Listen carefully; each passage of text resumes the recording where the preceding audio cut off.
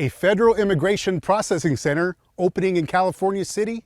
That's the question on people's mind in the desert town and Kern County. I'm Steve Eathen, your neighborhood reporter.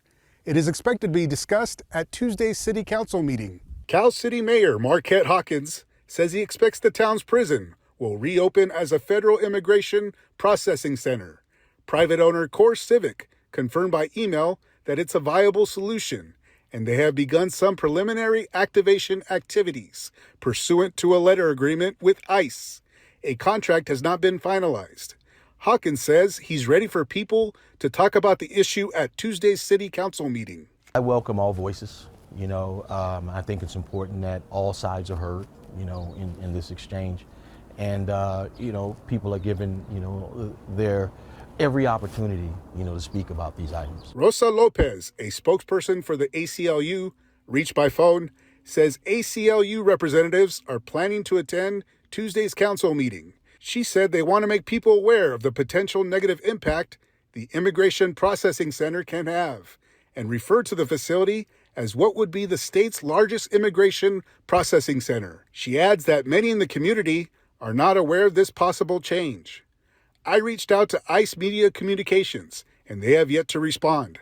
Hawkins says the Immigration Processing Center will make a positive economic impact on Cal City with regards to water and sewage and jobs. A reopening of that facility is going to be looked at as an economic, advantage or benefit to the city. However, 40% of our population is of Latino descent. And I also recognize that component as well. Most of them are American born. However, there may be some, family members, affected and whatnot. So there's an impact, a social, component as well. Hawkins says he recently received a tour of the facility and spoke with Core Civic representatives.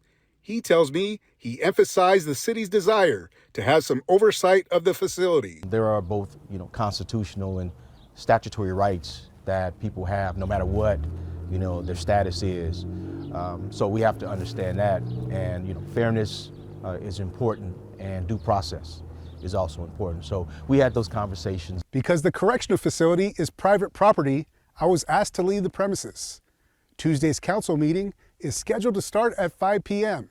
For 23 ABC News, I'm Steve Eathen, your neighborhood reporter.